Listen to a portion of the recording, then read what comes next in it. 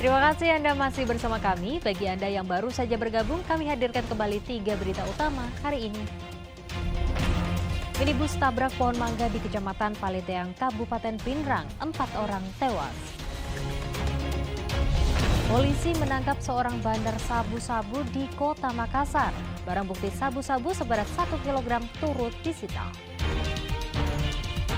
Mantan bidan di Kabupaten Goa berjualan donat bertema Imlek hingga menghasilkan jutaan rupiah.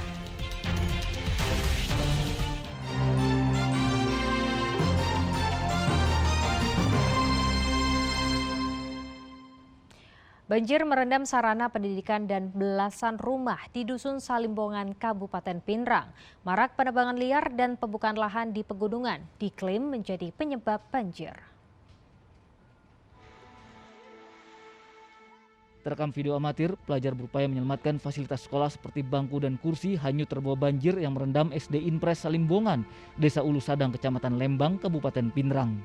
Berdasarkan data Badan Penanggulangan Bencana Daerah atau BPBD Pinrang, selain sarana pendidikan, banjir setinggi 1,5 meter juga merendam 17 rumah. Banjir ini dampak luapan sungai yang tidak mampu menampung hujan deras di wilayah pegunungan sehingga menggenangi sarana pendidikan dan permukiman warga. Banjir yang terjadi di Dusun Salimbongan, Desa Ulu Sadang itu disebabkan oleh adanya hujan lebat yang mana menggenangi desa lembah. Jadi itu sebenarnya Dusun Salimbongan secara geografi adalah dusun lembah dikitari oleh perbukitan-perbukitan yang mana perbukitan tersebut itu mengelilingi satu dusun Salimbongan yang terdiri dari 3 RK. Hujan lebat tersebut menyebabkan terjadinya luapan air sungai kecil, yaitu pertama sungai Puncak, kemudian sungai Kambanan, kemudian sungai Banga-Banga.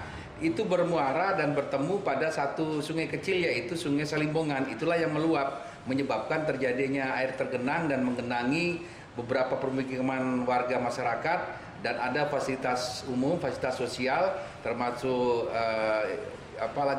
masjid, kemudian sekolah ada 3 SD, TK, dan sekolah SMA. Dusun Salimbongan memang langganan banjir, namun banjir ini terparah sejak puluhan tahun silam. Ada berapa yang terdampak, Pak? Selama ini yang kami catat tadi ada 17 rumah yang terdampak akibat banjir, akibat sungai meluap. Termasuk sarana pendidikan? Ya, termasuk sarana pendidikan, ada 2 sarana pendidikan SD dan SMP, Pak. Termasuk kantor desa. Sejak awal Januari 2023, 2 kali Kecamatan Lembang diterjang banjir bandang dan 5 kali longsor. Penebangan liar dan pembukaan lahan di pegunungan diklaim menjadi penyebab Kecamatan Lembang sering diterjang banjir dan longsor. Perlu saya sampaikan bahwa Desa Ulu Sadang ini merupakan desa yang memang sudah menjadi langganan ya terjadinya bencana longsor dan banjir ketika curah hujan tinggi. Ini salah satu disebabkan juga karena pola pertanaman atau perkebunan yang dilakukan warga yang tidak ramah lingkungan. Banyak lahan-lahan yang dibuka dengan cara serampangan, dengan cara pembakaran hutan, kemudian membuka lahan baru dan menanami pohon-pohon atau tanaman-tanaman yang berjangka pendek di lereng-lereng pegunungan dengan sudut kemiringan 45 derajat yang sangat berpotensi menyebabkan terjadinya longsor. Banjir cepat surut sehingga tidak menimbulkan kerugian parah. Petugas BPBD Pinrang telah menyalurkan bantuan kepada warga terdampak banjir. Pemerintah kecamatan berharap perlu perhatian serius mengatasi penebangan liar sekaligus pembukaan lahan yang tidak terkendali di pegunungan. Apalagi ada objek vital di pegunungan Lembang, yaitu pembangkit listrik tenaga air atau PLTA Bakaru yang melayani kebutuhan listrik di Pulau Sulawesi. Suwardi Datang melaporkan dari Kabupaten Pinrang.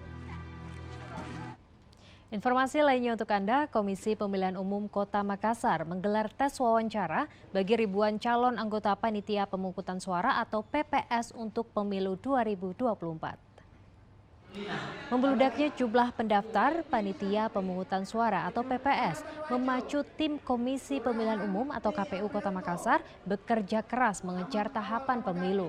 Petugas menggelar tes wawancara bagi calon anggota PPS secara maraton selama 3 hari. Dari 4.000 pendaftar, tercatat 1.184 peserta lolos tahap verifikasi berkas yang masuk tahapan wawancara. Peserta wawancara didominasi generasi milenial. Dalam tahapan wawancara, mereka berhadapan langsung dengan panelis dari tim KPU, menjelaskan keikutsertaan sebagai penyelenggara pemilu, serta menjawab laporan masyarakat yang masuk situs KPU. Bagi mereka yang mantan penyelenggara, karena mereka otomatis sudah melewati banyak fintech, mereka juga sudah teruji, dan itu menjadi nilai plus bahwa di tahapan rekam jejak tadi kami memperhatikan khusus pada pengalaman mereka sebagai penyelenggara pemilu. Momentum perayaan Imlek 2023 menjadi celah bagi mantan bidan di Kabupaten Goa untuk mendulang rezeki. Dengan berjualan kue donat, dirinya mampu menghasilkan jutaan rupiah. Bentuk donat bertemakan Imlek pun dibuat untuk menarik minat para pembeli.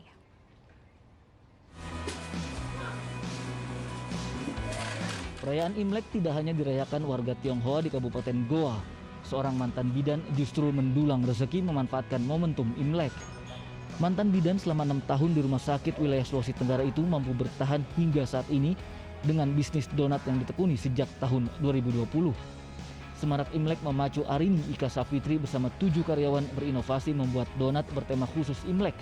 Hiasan kue donatnya diberi tulisan Gong Sifa Choi hingga bentuk sio kelinci. Belajar dari mana untuk menemukan kreativitas seperti itu? Belajar sendiri. Iya, supaya menarik pembeli. Oh, salah satu peserta juga. Iya. Apa yang membedakan dari di luar tematik, dari segi harga kah, atau packingannya yang berubah? Iya, packingannya yang berubah dan hias-hiasannya yang berubah. Khusus edisi Imlek, penjualan donat yang memanfaatkan layanan pesan antar ini telah terjual 100 paket donat. Satu paket berisi 12 donat. Langganan di sini. Iya. Kalau untuk kualitas dan rasanya? Lumayan, alhamdulillah. Bisnisnya kini menghasilkan keuntungan puluhan juta rupiah per bulan. Selain di Kabupaten Goa, pembelinya tersebar dari Makassar hingga Takalar. Andi Muhammad Sardi melaporkan dari Kabupaten Goa.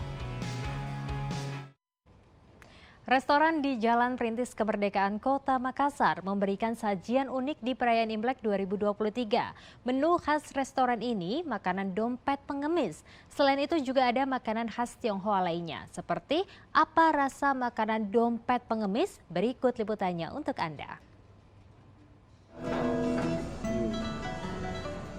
Dompet pengemis bukanlah terbuat dari kain ataupun kulit hewan. Dompet pengemis merupakan makanan dimsum di salah satu restoran Jalan Perintis Kemerdekaan, Kota Makassar. Menu andalan khas Imlek di restoran ini kerap diburu warga Kota Makassar ataupun luar kota. Seperti apa proses pembuatan dimsum dompet pengemis? Pertama, koki menggiling daging ayam dan sapi dicampur bumbu khusus untuk membuat makanan dompet pengemis. Olahan daging ayam dan sapi dibungkus menggunakan adonan yang dibentuk pipih serta diremas layaknya dompet untuk para pengemis. Setelah dikukus selama 15 menit, dompet pengemis siap disajikan dengan nasi goreng ataupun makanan berat lainnya. Kenapa disebut dompet pengemis? Karena pada dasarnya model bentuknya itu menyerupai dompet pengemis. Mungkin kita bisa jumpai di negeri Cina, bahkan di Indonesia saya rasa untuk dompet pengemis seperti itu. Jadi bentuk dan rupanya menyerupai dompet pengemis. Dimsum angkringan dengan harga 88.000 itu per pax sudah all you can eat. Kami selenggarakan selama 2 hari, 21 dan 22. Untuk di 22 spesial kita ada performance barongsai. Salah satu pengunjung restoran mengakui sengaja datang bersama rekannya untuk mencicipi menu khas warga Tionghoa ini. Juga lagi ada menu-menu serunya yang ala-ala Imlek, ala-ala Cina begitu, jadi tertarik nih mau coba-coba makanannya. Harga makanan yang ditawarkan di restoran ini mulai dari Rp80.000 hingga Rp100.000 untuk 2 orang. Raisa Habu melaporkan dari Kota Makassar. Ya, informasi tadi sekaligus mengakhiri jumpa kita hari ini. Atas nama rekan yang bertugas, saya Dana Paramita mengucapkan terima kasih atas kebersamaan Anda. Selamat beraktivitas dan sampai jumpa.